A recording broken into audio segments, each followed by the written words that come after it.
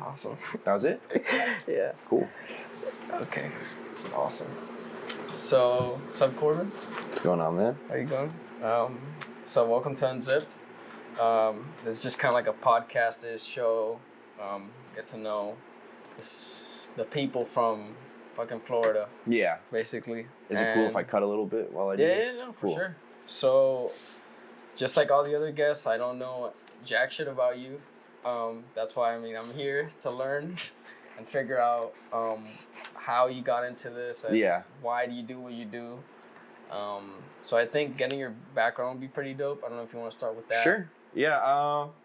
Well, I started in high school. I started making clothes. That was like the first like creative endeavor I ever did. It was like I was like distressing jeans, and eventually I got a sewing machine, and then I started repairing them and doing patchwork and all sorts of stuff like that. I did that for several years, like more than several. I guess like several. It was like 6 or 7 years I did that for a while. And then when like Corona happened, I was stuck at the house during like quarantine and shit, and I got bored. So I wasn't really like having as much fun sewing. I mean, like I couldn't make myself clothes to go out with. You know what I mean? Yeah. Like I was stuck at home. So what I started doing is I got into paper mache. I watched a few videos on YouTube, and I just had newspaper laying around, and all you need is like newspaper, flour, water, and salt, and like that's all I used. And I just made a bunch of sculptures like that, and eventually I got maybe like 10 to 15 sculptures in with paper mache, and I was like, okay. What did you start with? Like, what? It was that one right over there. It was a Jesus head. Okay. Yeah, that was the first ever one I made, and then I made. Was there inspiration for the first 10, or was it just Yeah. I was kind of like I was really into like spirituality and images of like gods, and it kind of correlates to like tattoo art as well, and I was getting tattooed a lot at that time. And I don't know, I was just really into like the spirituality aspect of it all as well. I was kind of, I was trying to meditate and do all kinds of stuff like that, like seeking, and so that's kind of why I was doing those sort of stuff, like those motifs as my first few sculptures. Okay. And then my first sculpted sculpture with clay was that shrunken head right there. This one? Yeah. That one I sculpted with clay, molded with silicone, and then cast with polyurethane resin. So it's plastic. Shit. So it's solid plastic. And here, damn. You could here. Oh, that one there. I was looking at the green one. Okay. Awesome. Oh my god. So that's real horsehair that I glued on as well. And I hand painted it, and wow. I didn't really know much about painting at the time, but were you good at it. drawing? No, I can't really draw at all. I'm like not very good at drawing. But when I started playing with clay, I was like, oh, I mean, it's like different. I felt like more confident with it, and it just stuck with me more, and I was able to work with it more. Shit. And that was my first one.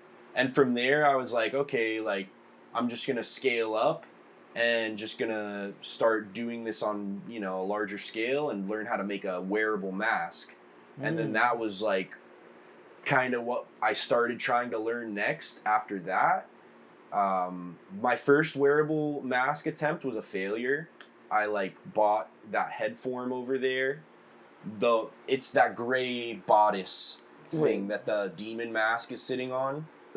Okay. Yeah. So that one, I bought that, and I bought a bunch of clay, and I sat there sculpting this thing, like just kind of like learning how to sculpt, really learning a bunch of techniques for a few months. I sat on this one sculpt, like 2 months, and I like normally nowadays I wouldn't take that long on a sculpture. Like I would hope not to, at least. Like but now where are you at? Like how long does it take to finish? It does depend. Like there might be a time where I'd like it could take a few months to finish something, but like now that would probably be a really large scale piece, because I could finish a piece if there's pressure to finish it. I could finish it in like a few days to a week, including like molding and casting and painting and all that. But it also depends on how the weather is outside, because I work outside a lot, and if it's raining and if it's horrible weather, that kind of does stop me from getting certain things done. Because I could do a lot of work from inside, right? But like I paint everything outside, I do the mold making outside. Like I can only do so much in here, and it gets messy too. So I don't want to do it all in here. So is most of your work now like currently client based, or is it just you're just creating? A lot of it is client based. I do get commissions a lot. Right now, at this moment, I finished all commissions that I've had for a while, and I'm just working on my own stuff, which is like refreshing, because that's kind of why I started, is to just make my own stuff that I want to do. But this year, I'm going to try to make, like 2023, I'm going to try to make my first creature suit. Like, so I'm not going to just do a mask. Like, the first creature suit, when I say suit, it'll still be modular. Like, I'll do it in arms, legs, torso, and head. So it won't be fully like a zip up suit yet, but eventually I'll get to that point. But yeah, I'll start casting my body parts. Like, I'll have help, of course. I can't do it alone. Yeah. But yeah, I'll have a couple of friends come over and help me cast my, you know, each part, leg, arm, torso, whatnot, and then make a plaster copy of it, like I've done in the past with my face. I did a face cast. Oh shit! I had a friend of mine help me do it. It kind of makes you look dead, because it brings your facial features down. The gravity of the material makes your face droop, so it looks more like a death mask than it does a life mask. Yeah. But what you could do is you could go in and you could fix it up with, if you were to do a clay pour, like I can make a clay version of this as well, and then go in and resculpt, make my eyes open and make it look like I'm alive again. And I'm gonna end up doing that with my body parts as well, just making plaster impressions of them, so I can go in and then sculpt on top of them. That's badass. And that's exactly what this is right here. There's another plaster cast of my face underneath here, and that's what I'm sculpting on top of. You can see my eyelids underneath there. Oh shit! And so this stemmed from just like this one, right? Okay. So I glued it to the board, and then I just started sculpting away at it. And this has been sitting here for like a year now. I haven't finished it or molded it or anything. It's getting dusty too. Yeah. But I'm gonna finish it at some point this year. Sometimes it's just a lack of funds for materials. Like I'll have materials here sitting around, but it does take a lot of more materials to make a full mask than it would like a small mold of like this is a sorry. No, you're good. This is a wound. Okay. Actually, this is a flat mold of a wound. So you sculpt it flat, and you put some latex in here, and then when it dries, you pull it out, and then it's like it's a negative impression of it. Shit. So you would be resulted with a little scar prosthetic that you could glue down and paint, and it would this would be like a prosthetic makeup. Right. So I'm also learning makeup effects as well. It's not only just masks. It's pretty much anything. I've done props as well too, just like static props that don't move. But you know. And do you have like a niche character that's completely yours, where it's not? I like to do just like generic monsters sometimes. I haven't made myself a real like mascot yet, but I think eventually I'd like to. I haven't explored that yet, but that is something I've thought about, you know, just making like my own character. But yeah, that's kind of what I attempt to do with these, is just make like my own like demon and zombie, and like, you know, I've made a bunch of zombies at this point, but that's like one of my favorite things to do, is like dead stuff.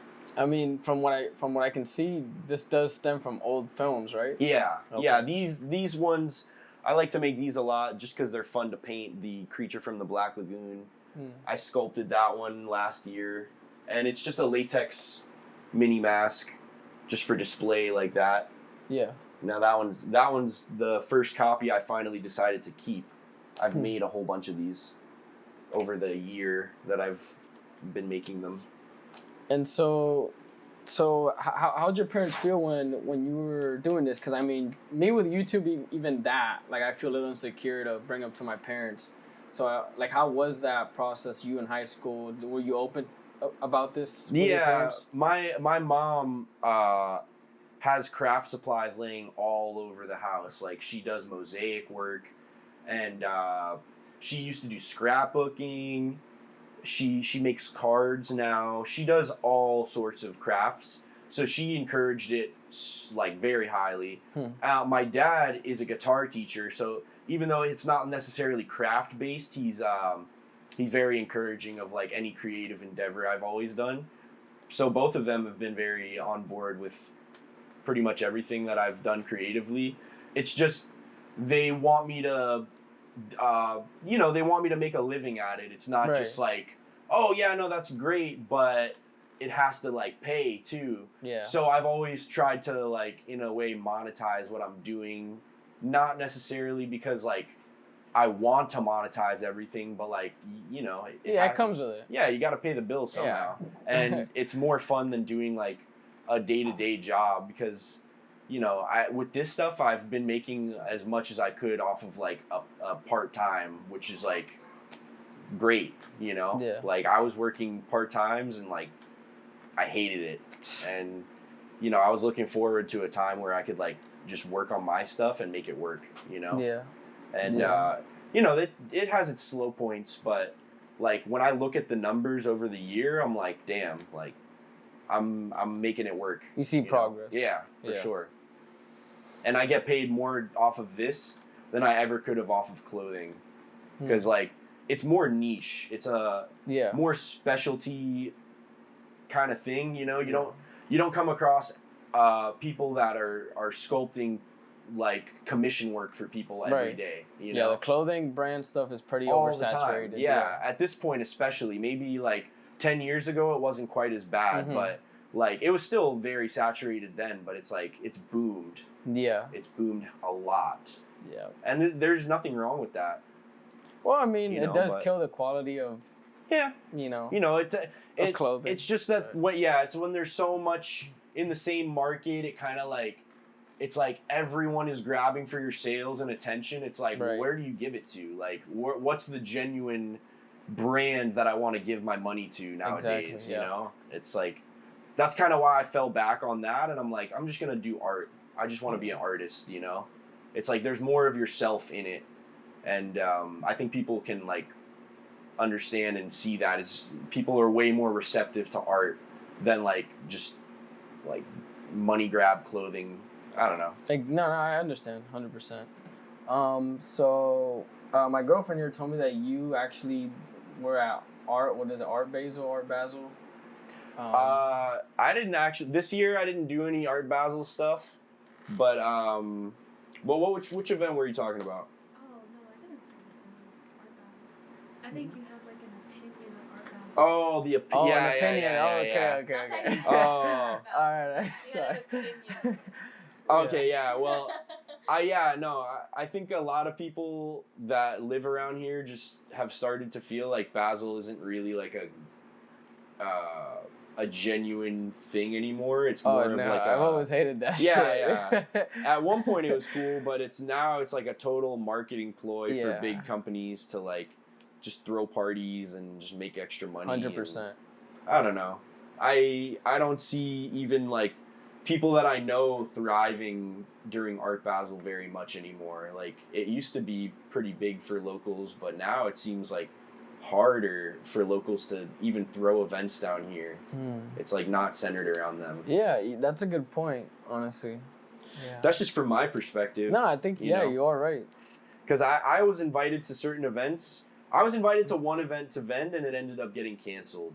I wasn't able to go anyway because I've been taking care more of my mom since she broke her elbow.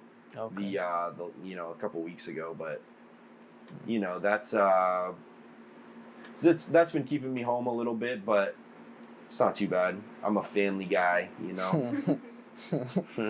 That's good. Yeah. And fuck, I can't remember. I had another topic. The AI. Yes. Thank Oh, you. yeah. Thanks. Yeah. So I don't know. What are your thoughts on that? How do you feel about that? At first I felt like generally like how most people feel about it, like it's kind of like, oh, it's not really that cool. It's kind of like whatever.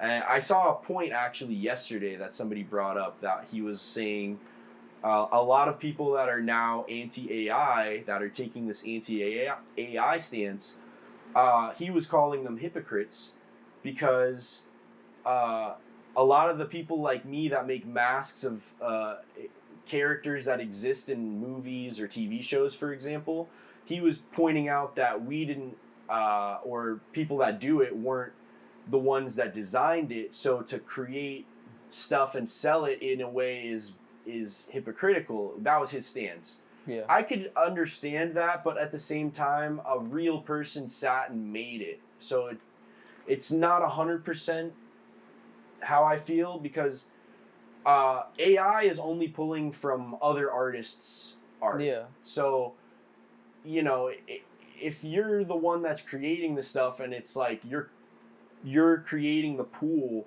that AI is pulling from, then I think it's valid to feel like it's unfair that like AI is taking credit for like work that you in a way had something to do with. Because think about it, AI is pulling from all these places. Like, who's to say that they didn't pull like the eyelid that you sculpted on something from an image? Or, like it's very specific stuff like that. It could be more broad. I feel like the copyright laws are gonna have to be rewritten after this. It's gonna make them very intricate and complex, and people aren't even gonna know how to make laws about it. Like similar to how crypto is. It's such a new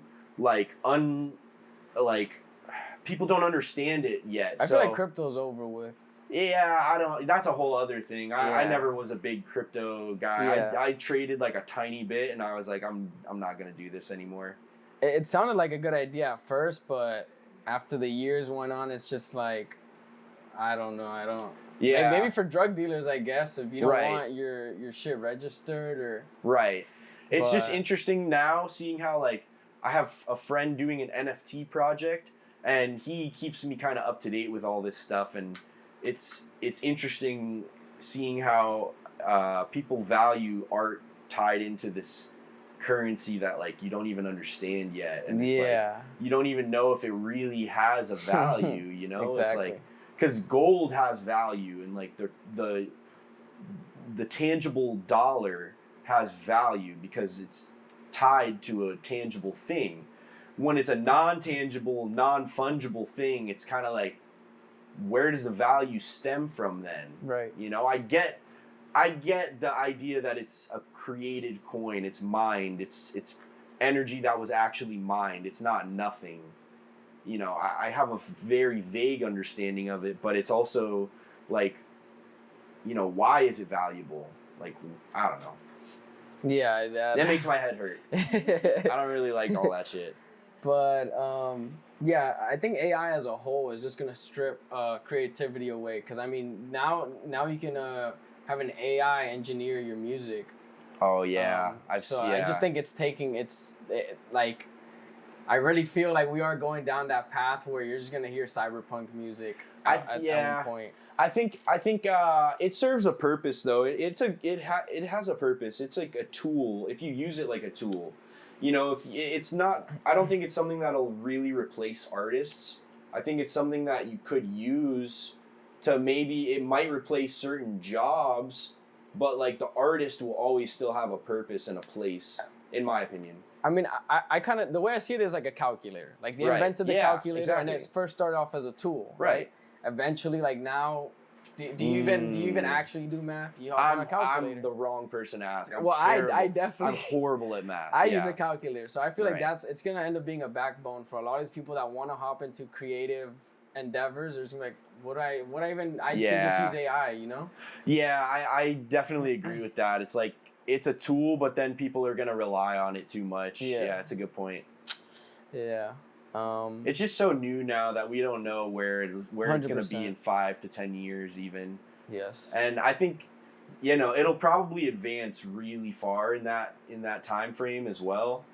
But you know, I mean, it's speeding up. Like just the last what 2 months, it was nowhere near where we're at now. Right. It's like really like morphing images from everywhere. I've seen it's speeding up. It is.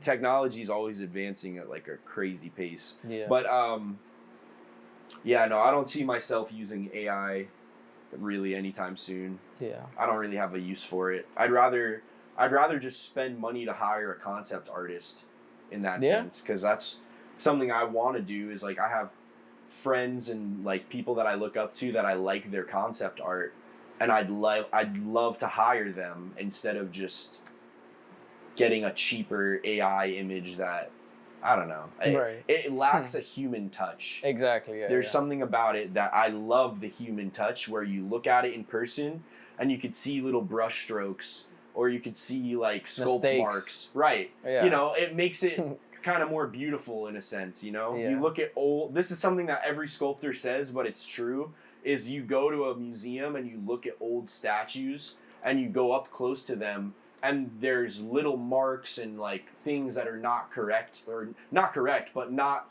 perfect about it. Right. But then you look from like a little bit far away and it's like, it's perfect, you know, but it has that human touch. Yeah.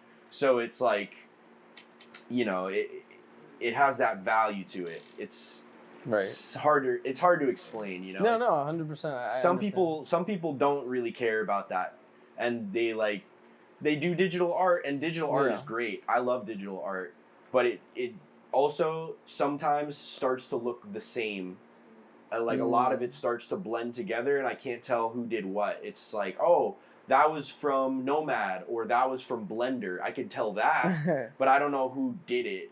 Like, it doesn't really have like a style to me. The cool thing about that is that artists can tell that, but the consumers can't. Yeah. Which is like, I've always been like, because I can see if someone's using like a GoPro to shoot their shit, or a fucking, I don't know, webcam. Right. But the consumer doesn't care about that. No. Which is like. It goes over their heads. Yeah. They're not looking for that, you know? It's like, they're not looking to see, like who made this Halloween mask. Yeah. Or like, when you watch a movie most of the time, you're not watching it like, oh, who designed that crazy creature? Exactly. Like, that's kind of more like you have to be fanatics. an artist yourself. Yeah. You're either a really, really big fan, or you do it. Like, you make that. Mm-hmm. So, you know. It's that goes along with like everything. Like my dad can't listen to music because he's a guitarist. So he listens to stuff, and he's the most opinionated person you've ever heard talk about a song. There you go. You know. So and I wanted to ask about the FTP mask. Yeah. That's pretty Here, dope. I have a blank copy of it over there.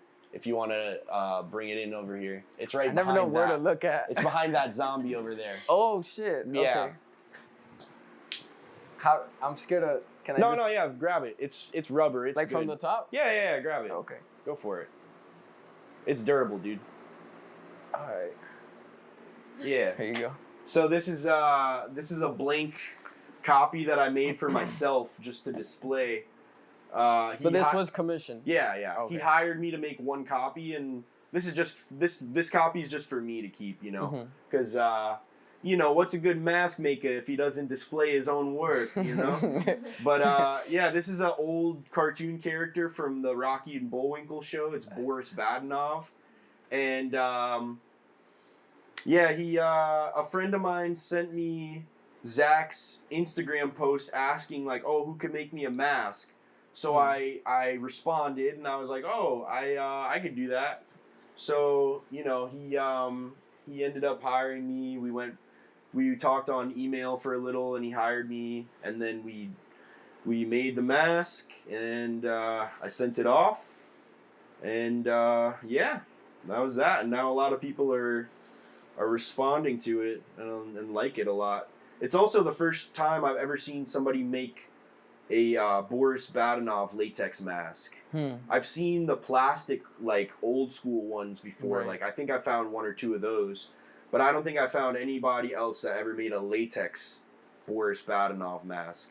But, I mean, Zac FTP has been making all these Boris things, like, like chains, like T-shirts, like, pullover masks, like, everything with Boris. So... it's not necessarily even my idea. It was just I just executed it, Yeah.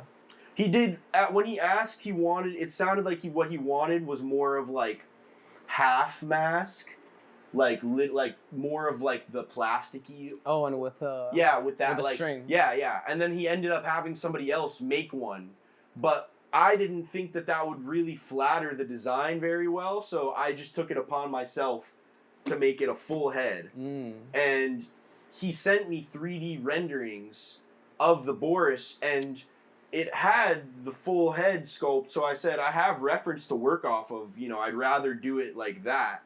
It's got this hat. Right. If you were to make it half, it would just be it's just awkward on the face like that. But if you make the full hat, I'll put it on. Yeah, it looks better like that. Yeah. It actually fits, and I could see through under the eyes. Yeah. Yeah, it's a cozy mask. That's better than the plastic shit. Yeah, I don't really like those vacuform masks very much. I'm more of a latex guy. And a lot of people prefer collecting latex masks more. I think I might have dust all over myself now. It's got baby powder all in it. But yeah, no, this one was a fun one. It took a little while to make, but it was a very interesting design, like this really flat or the smooth surface, like cartoon character come to life in 3D. Yeah. It's interesting. And I think the guy that made the rendering, I don't know for sure, but I think the guy that made the 3D rendering of this was the guy that makes the characters for Chief Keef. Oh shit. The Glow Gang, like Sun and stuff. I'm pretty sure he was the one that made the renderings that I was working from, because that's what Zac sent me, and they were good references. And there was also the life-size statue that he made that I was kind of referencing a little, and the other one that he made in plastic was a good paint reference, because the guy that printed it and painted it really well. Like, honestly, I think he painted it better than I painted mine, because the way I painted mine was all airbrush, and I mean, I'm kind of better at airbrush than I am hand painting anyway, but I like the look of the airbrush. It makes it look like those old, like, metal mascots from like the what is that shit called? The Fat Boy, or the that like the burger chain with the like, it's got that little boy, and it's always airbrushed. It's always like the burger chain. It's like, I'm drawing a blank right now, but there's some Jack in the Box. Nah. Fuck. I can't think of the name right now. Funko, that was like their first figure Funko made. I can't think of it right now, but whatever. All those old school like amusement park mascots, and like the metal inserts, and like Disney's like plastic shit, or like the McDonald's big statues that you see in there. You know how they kind of look like airbrushed? Like, I was going for that. The robber from McDonald's, right? Or maybe it could be that one. Yeah. Hamburglar. No, but there were some like that were airbrushed, that like I was going for that look, like where it's kind of like soft on the edges, and you could almost see a little bit of that bleed from the colors, Yeah. But yeah, no, this one, I'm glad I did this project. It was a really interesting one, and not a lot of people get the opportunity to do work for FTP, so yeah, that was a cool one, Was it a one-time thing, or you're... Probably. I mean, I was, I don't know, I was thinking about asking him if he wanted, like, the master copy so that he could maybe manufacture them, but I honestly didn't even talk to him about that yet, but I was thinking about hitting him up about that. It wouldn't cost the same as the one copy, but, right. And well, I think to wrap it all up, I want to get your favorite mask. Which one is it? I think every time I make a new one, I feel like that one becomes my favorite. Like, I'm really enjoying the way that this one came out. Yeah, that one looks sick. I'm really happy with this one.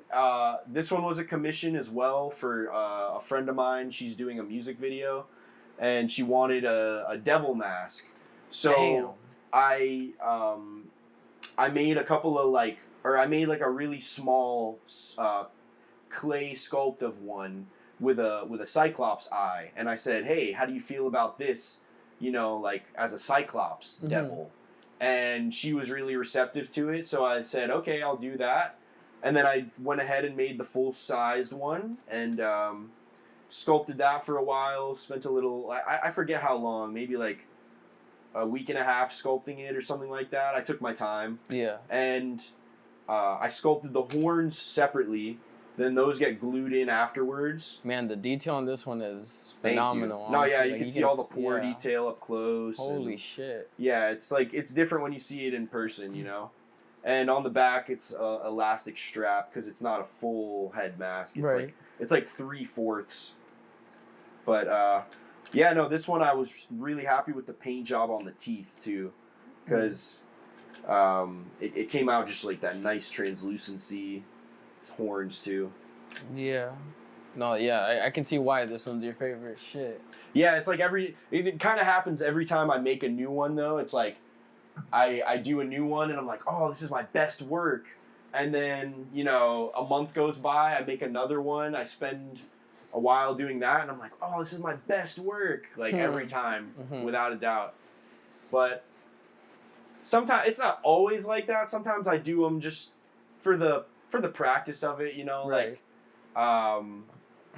you know, it's a process, you know, not everything has to be the greatest thing you've ever made. Yeah. Like, I forgot where I heard that from, but some artist was saying, you know, like you don't even have to make it be good. It doesn't even have to be good every time. Sometimes it's just, you just make it just for the sake of art and for the love of it. Yeah. And, you know, if it comes out good, that's a plus sometimes, you know.